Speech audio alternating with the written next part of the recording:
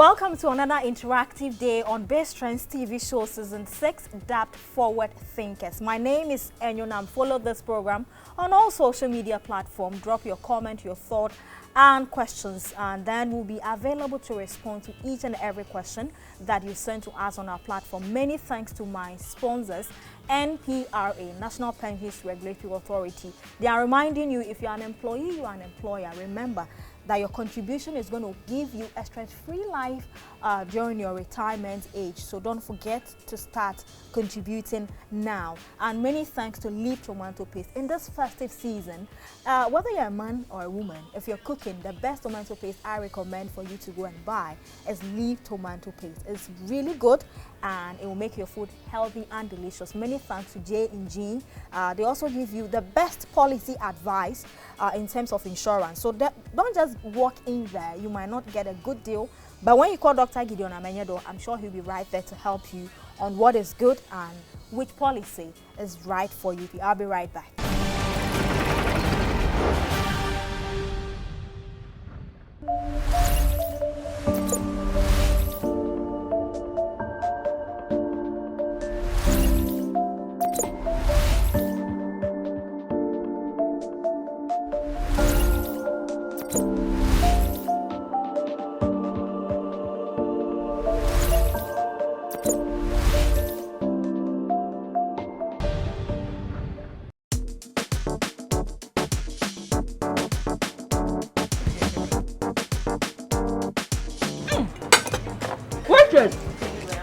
Tomato paste when I would eat, I don't know.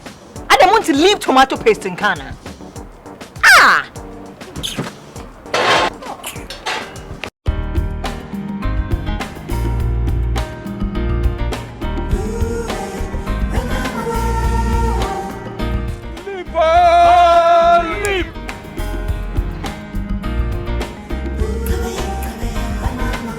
Aha! This is what I call a journey. Secret na LEAP, leap. Someone named a leap tomato paste the journey. It was superb and palatable taste. Na esu biaso. There were large and small sizes for chop bars, restaurants, and FNF. For bulk purchase, contact 033-2095-314 or 050-141085. Discover GHOne Grocery Store and Insurance Brokers today. Come to our grocery store for all your nutritional foods and items. They are very affordable and so fresh. And also, GHOne Insurance Brokers, the insurance professionals, will handle all your insurance services to avoid gaps. At GHOne, we analyze your insurance needs, arrange cover with the best insurer with track record of prompt claims payment, and above all, we facilitate and negotiate your claims. Locate GHOne Grocery Store and Insurance Brokers at HFC Estate, Nana Otu Street, Tema Community 25, or call 0244-333335 or 0540-333335 now for delivery. Thank you very much, Nnamdi. I'm calling right away. GHOne Grocery Store and Insurance Brokers, your one-stop shop for groceries and great insurance deals.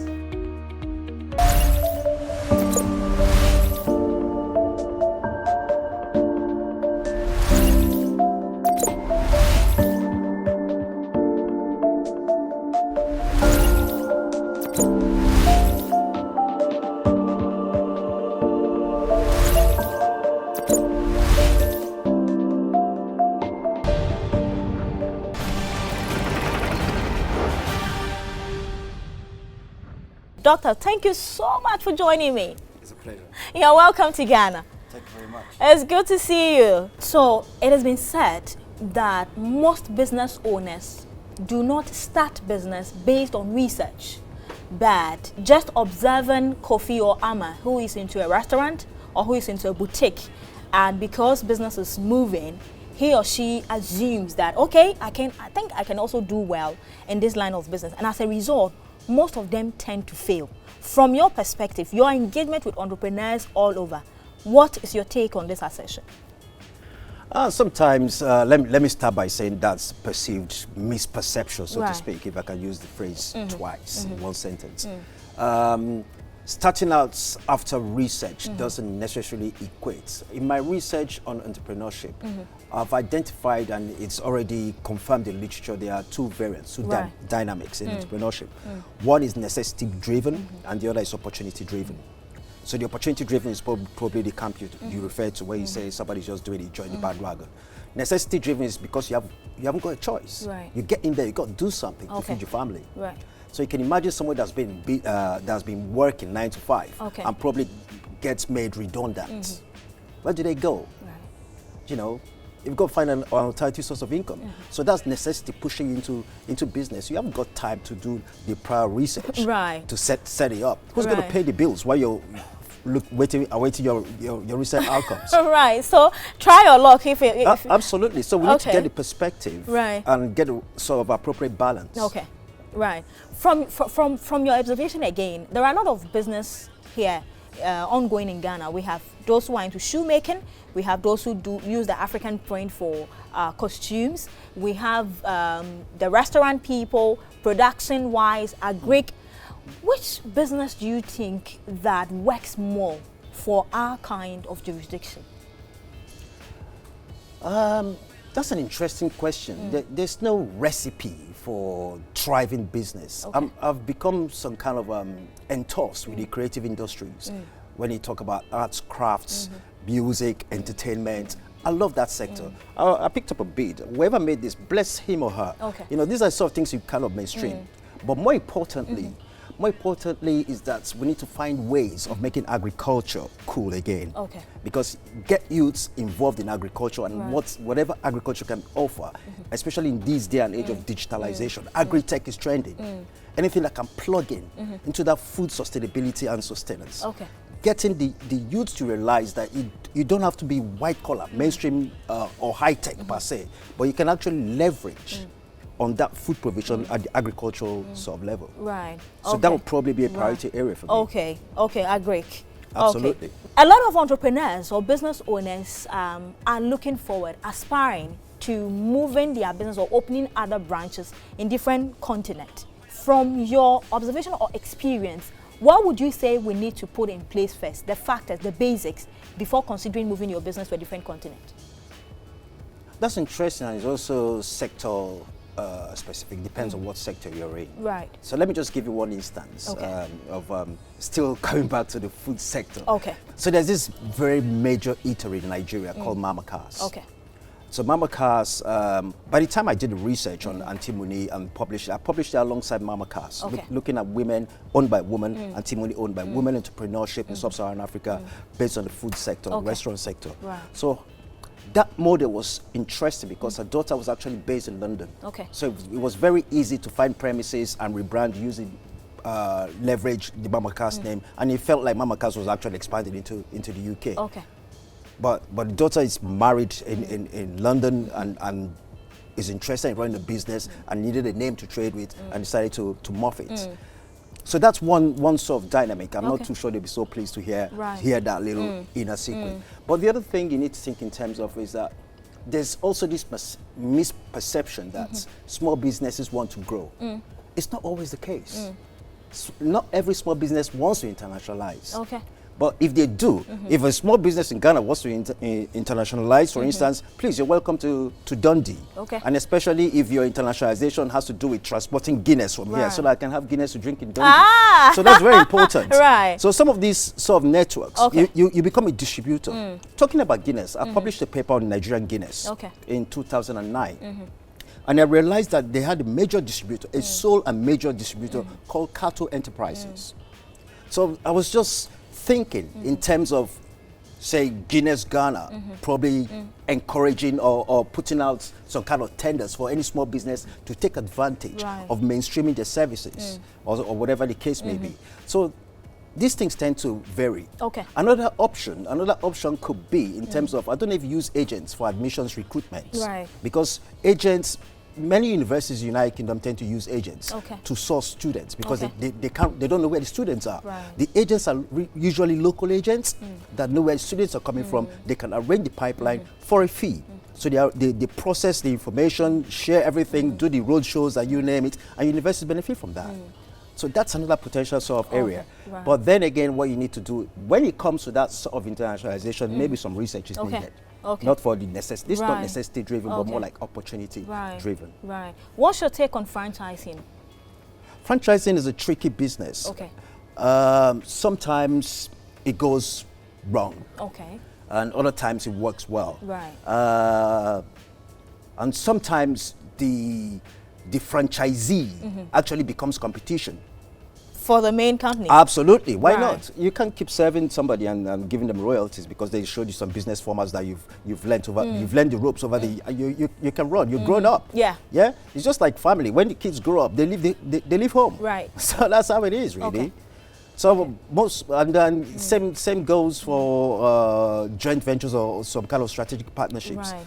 I'm not sure if this is very popular, but I'd rather have a loose sort of relationship, loose ties in terms of strategic partnerships, where everybody's their own boss, rather than you reporting to somebody. And franchises are good when you're inexperienced, and but it's not something you want to do for the long term. Okay, I'm going for a break. When I come back, we'll touch on customer service, we'll touch on branding, we'll touch on pricing, we'll touch on even ethnic-wise.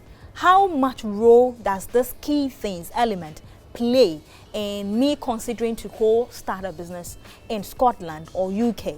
Okay, so viewers, you're still watching BizTrends TV show. My name is Nnamdi. Today, I'm having a conversation with Dr. Nnamdi Madichie.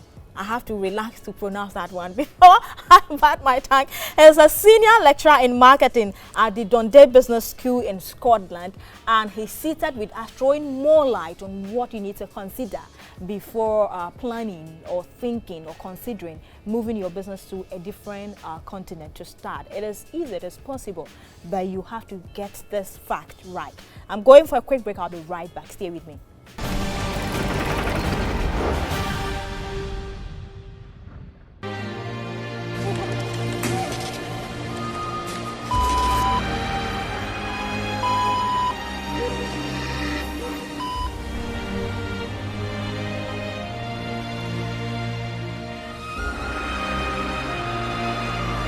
When you've worked hard for your money, you want to make sure you're investing it with the right company. And when you need your money, it will be there for you. As Ghana's leading investment bank, Data Bank has been helping Ghanaians achieve financial independence since 1990. At Data Bank, you can purchase mutual funds, treasury bills, or shares. We're one of Ghana's leading pension and provident fund managers. Backed by our world-class research team, Data Bank has a proven track record of strong performance and good corporate governance. Knowing where to invest is key. Invest wisely, invest with Data Bank.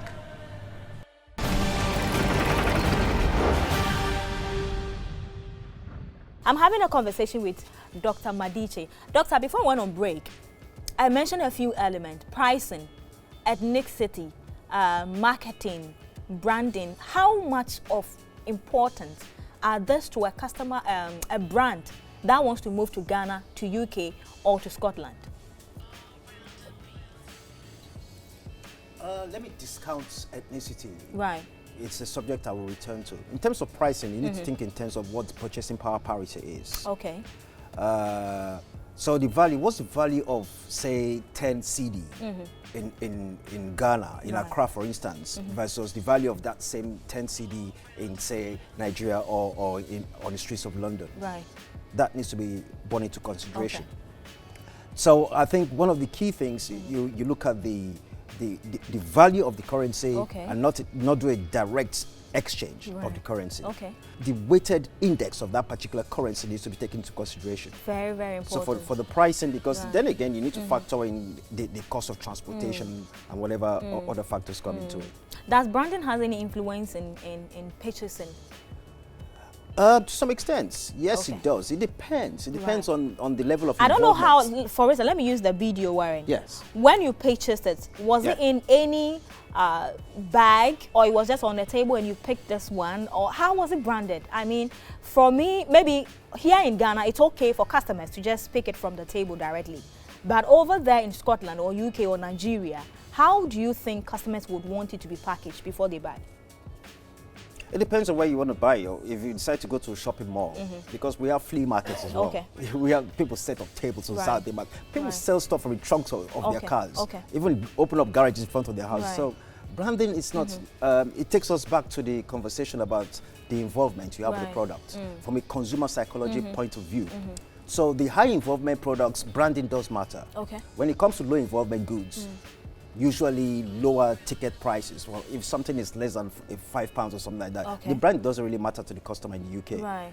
But if it's high ticket item and you go like, you touch something and it says £20, you want to know why? Yeah, because 20 is a bit heavy. Okay. Yeah, that's a lot of money. Then again, if you want to purchase, say, white goods, washing machines and stuff like that, start going up to about 200 quid and all that, then brand begins to kick in. Right. But for the bead, for instance, I was looking for a bead.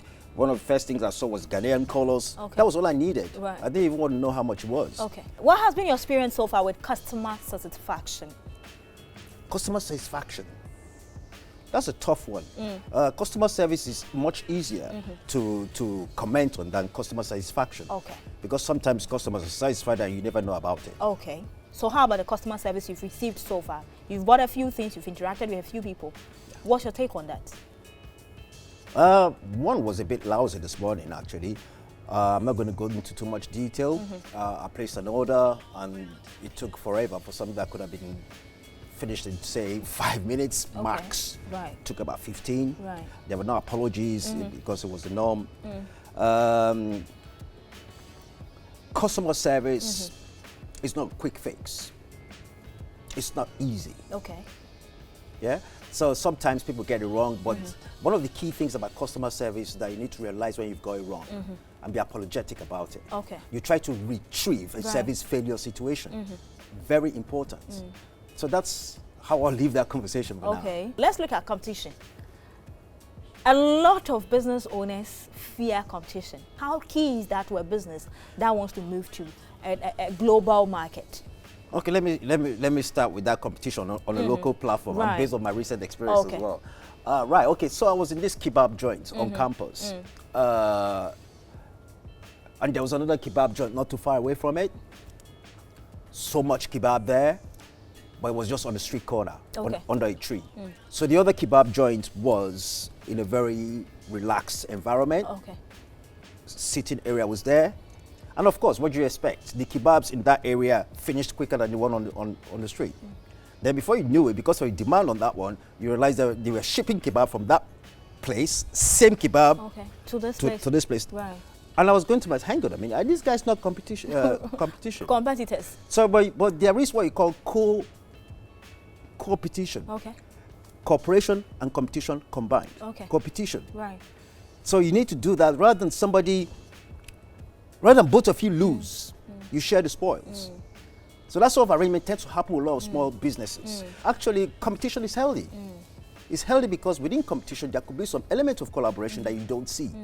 Structures and institution, from where you come from. We could use Nigeria, we could use UK, or anywhere you've been to, research you've done on structures and institutions that support the growth of business development.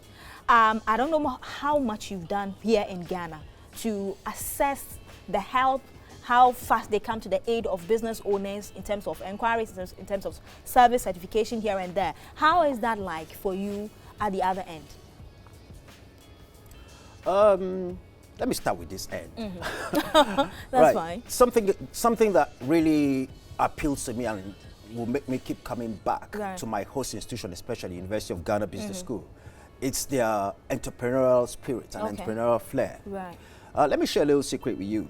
Yesterday, I was put on the spot by two research students who are doing research in a very interesting area I'm interested in as well, music. Right. And we were having that conversation. So one of them is a business owner. One is an artist, actually sings, and the other one manages the singer. Okay. And they're doing research degrees. Okay.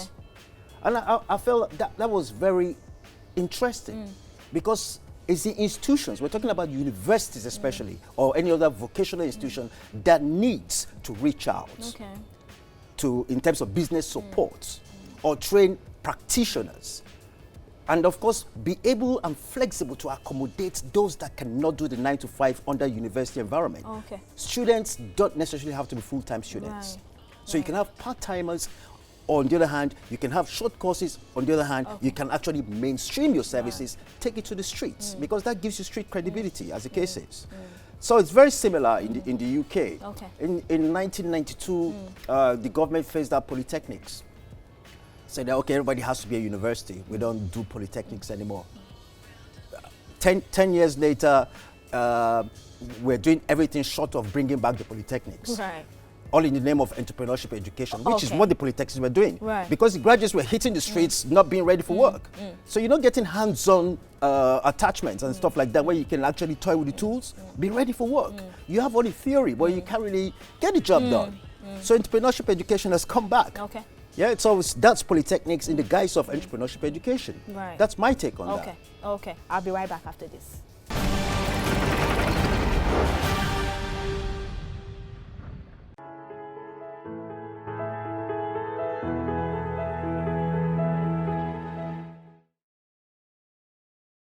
Okay, so investments are largely in two separate type of asset classes. So we have the fixed income and then we have the equities. When it comes to fixed income investing, I do not believe that the businesses closing down directly impacts on returns, because most of these returns or these asset classes are from Government of Ghana bills. If it is a company that has issued a corporate bond, then it's likely it's going to have an impact. But largely, most fixed income products are from the Government of Ghana. So the return will be impacted mainly depending on government policy. And as we've seen recently, the 91-day Treasury bill has been dropping slightly, and that is one example of how it can impact. However, if there's a corporate bond that has been issued and that corporate entity itself goes down, then we have a problem. Thankfully in Ghana, the corporate bonds we have not closed down and are actually working well. Then when we come to equities, where a company is listed on the stock market and the company is really going down, it's likely that its stock price will also go down and thereby impact your returns. But in these COVID times, there are certain industries also that are now cashing in on the situation. And if they are listed on the market, their stock price is likely to go up.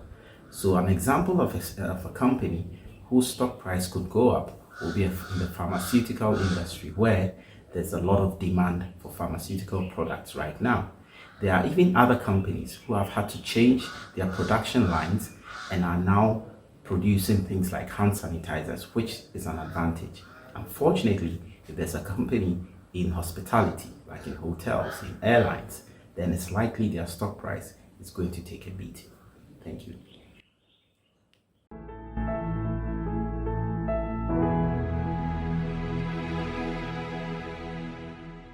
Welcome back from that quick break. It's still BizTrends TV show, and we're discussing positioning SME for global market, key do's and don't.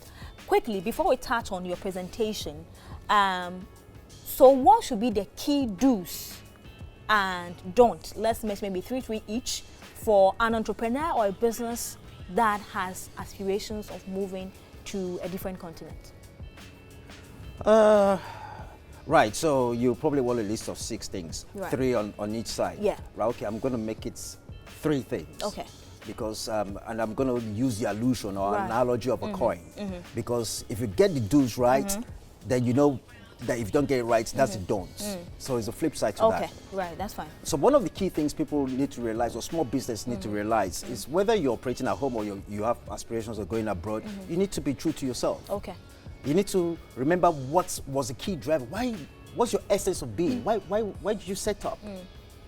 And secondly, once you set up, because you have a market out there, you have a target audience, you're no longer in charge. It's not all about you. You become public property because you're on the market. Okay. You're out there for the highest bidder. Right. So it's no longer about you. And related to that notion of no longer being about you, separate your personal accounts from your business account. Ooh. Because it's no longer you. Why? Let's say it's a sole proprietorship. It's my money. No. You need to open. You have a separate business account. Okay. Anybody that registers a company is encouraged. The banks will actually chase you up because they get that sort of information. HMRC, the revenue authorities and everything. You need to separate your personal from your business account. Okay. Because that's one recipe to disaster. You keep dipping in, you're not accountable. So if you're doing business and you're thinking about coming to the UK, for instance, and you're supplying goods, you have more credibility when whoever is remitting the money is remitting it to something limited, rather than Madichie, right? Personal banking accounts. Right. So that's something that's quite interesting. Okay. And that's where most small businesses go wrong. Okay. Now let's talk, or let's touch briefly on what you are here to lecture on today. Why that subject matter? So I'm here on secondment from my institution on a global project called the Mana Global Project. So that is a collaborative sort of arrangement with Europe, the Middle East, and Africa. So I think there are 1 or 2 institutions in Senegal as well as part of the African venture, and the University of Ghana, obviously. France, we have partners in France, we have partners in Manchester, and of course Abertay University in Dundee. So that's one of the key things. So University of Ghana decided to host me because they know me, I'm family. Although I'm a prodigal son. Last time I was here about 5 years ago. Right. So you're forgiven. So I have a series of things to do before I get bored.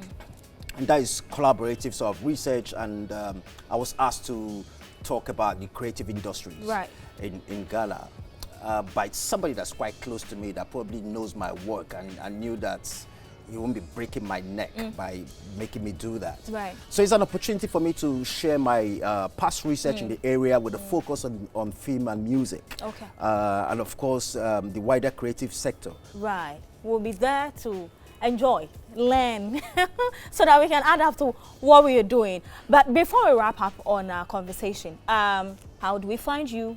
And of course, your closing remarks. Right. Let me start. Thank you very much. Let me start with the how do you find me? Right.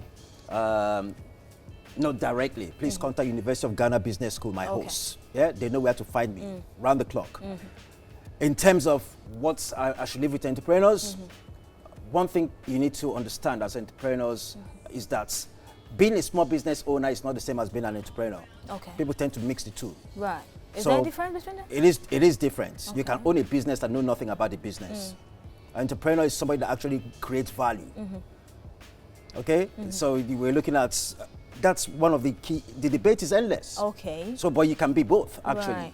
Right? So that's something that's quite important. Okay. If you can't do it, don't try to be a jack of all trades. Get somebody that knows what to do. You see, that's entrepreneurial. Right. You know, at times we are afraid that you might, you might take over the business for me, even though I'm using the money to sponsor. Not necessarily. It doesn't always work that way. It doesn't work that way. That's why many businesses fail. Okay. Because you want to be the accountant. You want to be the marketing guy. You want to be the CEO. You want to be everything because you don't trust people. So it doesn't work that way. If you can't do it, get somebody that knows how to do it. It's as simple as that. Then you have oversight of it. Okay. Oh well, if you're not scared about it, draw up a contract. Draw up a contract that's bound by law. So if you feel shortchanged that you can prove that somebody is shortchanging you, of course, there's a contract there.